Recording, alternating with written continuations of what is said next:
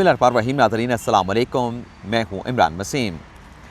नाज़रीन, ख़बर तो आप तक पहुँच चुकी है कि इस्लामाबाद पुलिस ने फवाद चौधरी को 2 रोज़ा जिस्मानी रिमांड मुकम्मल होने के बाद आज जुडिशल मजिस्ट्रेट राजा वकास अहमद की अदालत में पेश किया और वहाँ पे प्रोसिक्यूशन की तरफ से फवाद चौधरी के मज़ीद जिस्मानी रिमांड की इस्तदा की गई। लेकिन जुडिशल मजिस्ट्रेट राजा वकास अहमद ने तीनों फ़रीक़ैन के दलाइल सुनने के बाद फवाद चौधरी की जिस्मानी रिमांड की जो इस्तदा थी उसे रद्द कर दिया और फिर तहरीक इंसाफ के रहनुमा फवाद चौधरी को 14 रोज़ा जुडिशल रिमांड पर जो है वो अडयाला जेल भिजवा दिया गया। लेकिन इस व्लॉग में आपको हम ये बताएंगे कि जब फवाद चौधरी को आज पुलिस की जानिब से अदालत में लाया गया, अदालत में पेश किया गया, तो वहाँ पर अचानक क्या हुआ। और जब इस केस की समाअत चल रही थी तो दौरान समाअत डॉक्टर बाबर अवान जो फवाद चौधरी को रिप्रेजेंट कर रहे थे,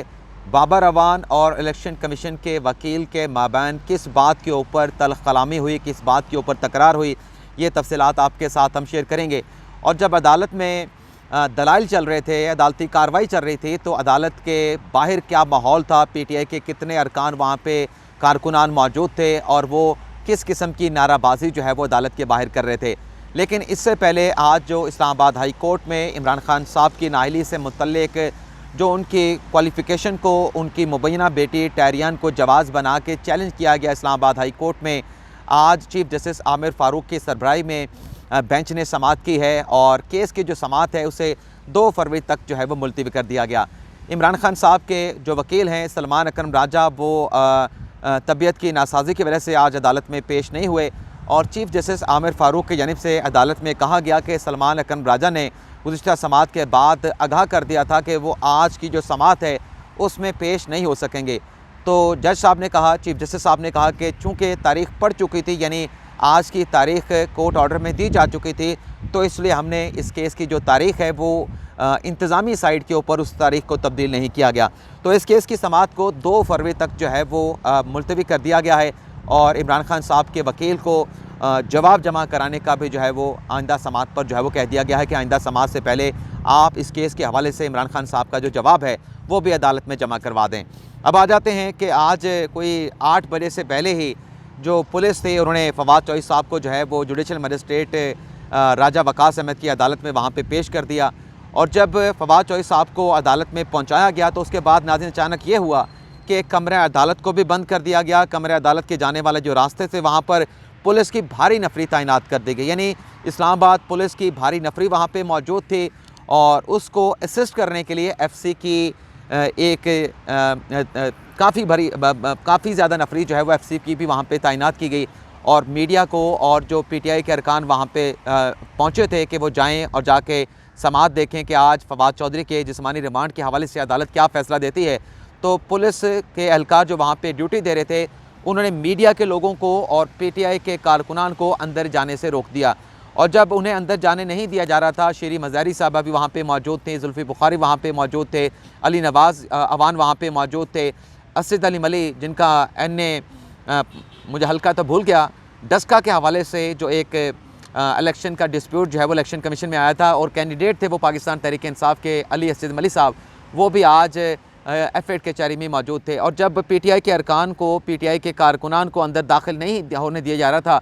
तो जो बड़ी तादाद में वहाँ पर PTI के फवाद चौधरी के, इमरान खान साहब के वोटर सपोर्टर वहाँ पे पहुँचे थे, तो उनकी जानिब से इलेक्शन कमीशन के ख़िलाफ़ शदीद नारेबाजी की गई, हुकूमत के ख़िलाफ़ शदीद नारेबाजी की गई, राना सनाउल्लाह के ख़िलाफ़, शरीफ ख़ानदान के ख़िलाफ़ नारेबाजी की गई और फिर वहाँ पर PTI के जो कारकुनान मौजूद थे उनकी जानिब से फवाद चौधरी और इमरान खान के हक़ में भी ख़ासी नारेबाजी वहाँ पे की गई। लेकिन जब देखा पुलिस ने कि PTI के जो अरकान हैं वो वहाँ पे पहुँचे हैं और वो मज़म्मत कर रहे हैं और बार बार कह रहे हैं कि उन्हें अदालत जाने दिया जाए, तो फिर कुछ देर के बाद मीडिया को तो जाने नहीं दिया गया। कुछ हमारे सहाफ़ी पहले से अंदर मौजूद थे, 2 से 3 सहाफ़ी, लेकिन बाकी जो मीडिया के लोग वहाँ पर पहुँचे थे उन्हें फिर भी कमरे अदालत में जाने नहीं दिया गया। लेकिन जुल्फ़ी बुखारी, शेरी मज़ारी साहबा और अली नवाज़ अवान को बाद में जो है पुलिस की जानिब से कमरे अदालत में जाने की इजाज़त दे दी गई। हालांकि कोई जज साहब की तरफ से पाबंदी नहीं लगाई दी गई थी कि मीडिया इस केस को कवर नहीं कर सकता, रिपोर्ट नहीं कर सकता ये, लेकिन ये पुलिस का इंतज़ामी तौर पे अपना फ़ैसला था कि मीडिया को जो है वो आज अंदर जाने नहीं दिया गया। इसके अलावा नाज़रीन, अदालती कार्रवाई में बाबर अवान साहब की जो तलखी हुई वो भी आपको बताते हैं। बाबर अवान साहब ने बड़े लंबे दलाइल दिए, बल्कि एक मौके पर तो बाबर अवान साहब को जब जज साहब ने कहा कि आप अपने दलाइल को मुख्तसर रखें, तो बाबर अवान साहब से ये भी जज साहब ने कहा कि दलाइल देना आपका हक़ है, लेकिन अगर आप मुख्तसर कर लें तो ज़्यादा बेहतर रहेगा। लेकिन डॉक्टर बाबर अवान साहब ने कहा कि मैं तो 2 दिन तक जो है वो इस जिस्मानी रिमांड के ख़िलाफ़ जो है वो दलाइल दूँगा, और 2 दिन मेरे पास हैं, मैं बड़ी तैयारी करके आया हूँ। तो वहाँ पे हमारे जहन में एक सवाल आया कि अगर यहाँ पर जज साहब ने अगर ये कह दिया होता डॉक्टर बाबर अवान से कि ठीक है आपका दलाइल देना हक़ है और आप 2 दिन दलाइल देना चाहते हैं तो आप 2 दिन दलाइल दें, मैं आपको सुनूंगा, आप अपने दलाइल जारी रखें। और इस दौरान ये रिमार्क्स देकर जज साहब पुलिस से ये कहते, तफ्तीशी से कहते कि आप फवाद चौधरी साहब को यहाँ से लेके चले जाएँ और 2 दिन के बाद लेके आइएगा जब बाबर अवान साहब अपने दलाइल का इख्तिताम कर लेंगे। और फिर बाबर अवान साहब ने दौरान दलाइल जो है अपनी सालगिरह का भी जिक्र किया कि आज मेरी सालगिरह भी है। तो जज साहब की यानी से भी डॉक्टर बाबर अवान को उनकी बर्थडे की जो है मुबारकबाद दी गई। अब बाबर अवान साहब ने बड़े तवील दलाइल दिए, तकरीबन कोई पौना 1 घंटा तक वो दलाइल देते रहे, लेकिन ज़्यादातर उनके दलाइल का जो हिस्सा था वो सियासी दलाइल पर मबनी था। दलाइल के आखिर में आके उन्होंने बात की और वो बात उनकी ये थी कि फवाद चौधरी साहब का जो सेक्शन उस पर 124A लगाया गया है, 505, 506 लगाया गया है, ये उनके ऊपर सेक्शन लगता नहीं है। और उन्होंने कहा कि फवाद चौधरी को डिस्चार्ज किया जाए, उनके खिलाफ मुकदमा ख़त्म किया जाए और जिस्मानी रिमांड ना दिया जाए। अब इससे पहले डॉक्टर बाबर अवान साहब जो सियासी दलाइल दे रहे थे, उन सियासी दलाइल में एक तो डॉक्टर बाबर अवान साहब ने कहा कि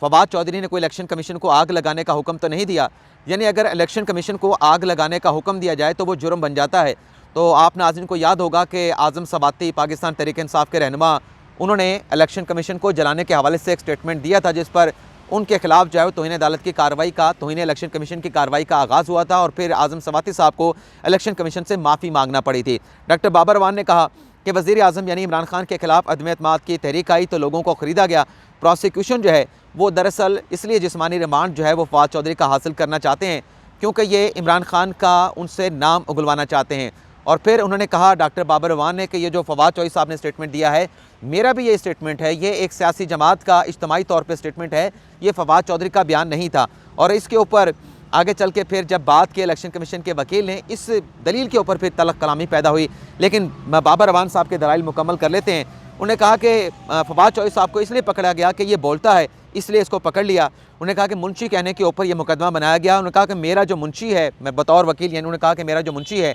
वो सुप्रीम कोर्ट जाता है, उसे सुप्रीम कोर्ट जाने से कोई रोकता नहीं है और मुझे अपने मुंशी शबीर अहमद, उनका नाम है, हम नाम भी आपको बता देते हैं, मुझे उनके ऊपर बहुत ज़्यादा फ़ख्र है। और फिर उन्होंने आखिरी बात वही की कि सेक्शन 124A और 505 जो है वो बनती नहीं है कि फवाद चौधरी पे इन सेक्शन का इतलाक़ किया जाए। इसके बाद फवाद चौधरी साहब ने गुफ्तगू की आज अदालत के अंदर। उन्होंने कहा कि मैं तो PTI का तर्जमान हूँ और मैं PTI की तर्जमानी करता हूँ, मेरा बयान जो है मेरी जमात का मौक़िफ़ है। इस्लामाबाद पुलिस ने मुझे गिरफ़्तार नहीं किया, पंजाब पुलिस ने मुझे गिरफ़्तार किया, मेरा फ़ोन पुलिस के पास है, मेरा फ़ोन मुझे वापस दिलवाया जाए और मेरी सिम बंद की जाए, फवाद चौधरी साहब ने कहा। अच्छा, जब ये बाबर अवान साहब बात कर रहे थे कि ये फवाद चौधरी का नहीं बल्कि एक जमात का बयान है, मैं भी इस बयान का हिस्सा हूँ, मेरा भी यही बयान है, तो फिर इलेक्शन कमीशन के वकील ने कहा दलाइल देते हुए कि यह बयान फवाद चौधरी का नहीं है। यानी जो बात तहरीक इंसाफ फवाद चौधरी साहब कर रहे थे वही फिर बात जो है वो इलेक्शन कमीशन के वकील ने पकड़ ली कि यह बयान फवाद चौधरी का नहीं बल्कि एक सियासी जमात का बयानिया है। इस बयान के पीछे जो फवाद चौधरी ने स्टेटमेंट दिया है, इस बयान के पीछे जो लोग हैं उन्हें भी शामिल किया जाना चाहिए। और जब इलेक्शन कमीशन ने बात की कि दीगर लोगों के हमने नाम जो है वो लेने हैं कि बयानिया किसने फवाद चौधरी साहब को देने के लिए दिया, यह बयानिया किसने बनाया जिसे फवाद चौधरी साहब जो है मीडिया पे दे रहे थे या स्टेटमेंट दे रहे थे, तो उन लोगों को भी इस केस में शामिल करना चाहिए। तो बाबर अवान साहब ने की तलखी हुई इलेक्शन कमीशन के वकील के साथ कि अदालत में सियासी बात ना करें। अरे भाई, आप भी तो वही बात कर रहे थे, पीओ इलेक्शन कमीशन के वकील ने फिर उसमें से एक नया नुक्ता निकालने की कोशिश थी, गलत था, दुरुस्त था, लेकिन उसी बात में से इलेक्शन कमीशन के वकील ने नुक्ता निकाला कि बिल्कुल हम ये मान लेते हैं कि फवाद चौधरी का स्टेटमेंट नहीं है, ये पार्टी का बयानिया है। तो हमने उन लोगों के पीछे भी जाना है, उन लोगों के को भी इस केस में शामिल तफ्तीश किया जाए, शामिल किया जाए जो ये बयानिया बनाने वाले हैं। लेकिन डॉक्टर बाबर अवान साहब ने कहा कि नहीं, इलेक्शन कमीशन का वकील जो है ये सियासी बात कर रहा है। इसके बाद अदालत की जानिब से इस मामले का जो फैसला था वो महफूज कर लिया गया और 11:15 बजे के बाद इलेक्शन कमीशन की अदालत की जानिब से फैसला अनाउंस किया गया और जिस्मानी रिमांड की जो इस्तदा थी उसे रद्द कर दिया गया। इसके फौरी बाद नाजरीन फिर जो वकील थे, अपना वकील भाई हैं फवाद चौधरी साहब के, फैसल चौधरी, उनकी जानिब से ये कहा गया है कि अब चूँकि जुडिशल कर दिया गया है फवाद चौधरी को, तो हम आज ही ज़मानत की दरख्वास्त जो है फवाद चौधरी को जो है वो अदालत में दायर करेंगे। आज कमरा अदालत में फवाद चौधरी साहब की जो अहलियाँ हैं, हिबा चौधरी साहबा, वो भी वहाँ पर मौजूद थी। उन्हें भी रोका गया, उनकी भी पुलिस के साथ तकरार हुई और फिर उन्होंने ये भी कहा, हिबा चौधरी साहबा, फवाद चौधरी साहब की अहलिया ने, कि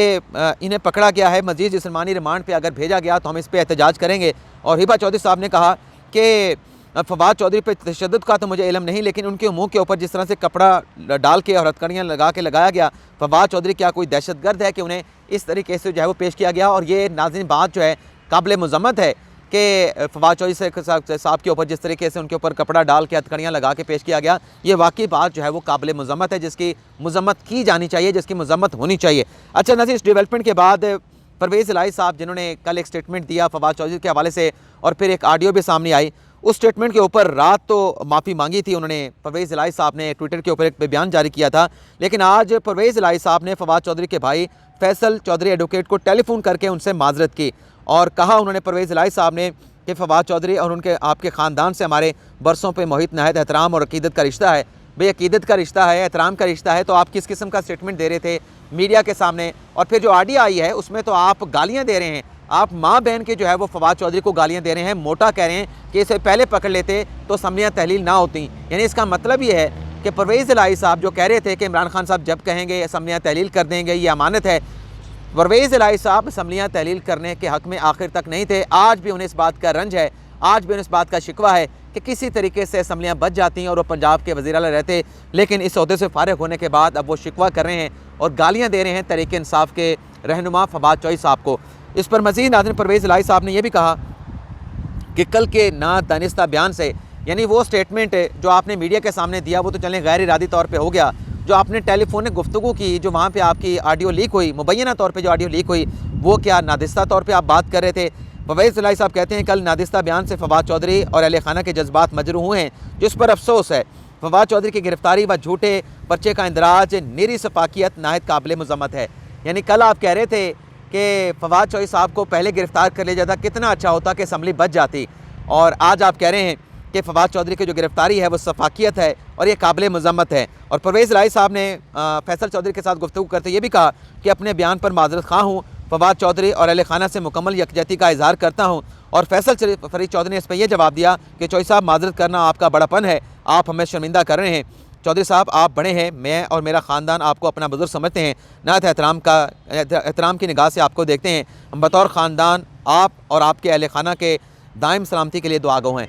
यानी आप ज़र्फ़ देखें कि जो माफ़ी मांग रहे हैं वो किस तरीके से मांग रहे हैं, वो मजबूरी है माफ़ी मांगना। अगर ये स्टेटमेंट के ऊपर मीडिया पे शोर ना होता और ये ऑडियो लीक सामने ना आते तो ये माफ़ी तलाफ़ी शाफ़ी नहीं होनी थी। लेकिन आप फैसल चौधरी साहब का ज़र्फ़ देखें, वो फिर भी कह रहे हैं कि आप हमारे बुज़ुर्ग हैं, आपने बड़ेपन का मुज़ाहरा किया है, आपने माजरत की है, तो हम आपका बड़ा एहतराम करते हैं। ये एक बड़ेपन का, एक ज़र्फ़ का जो मुज़ाहरा किया गया है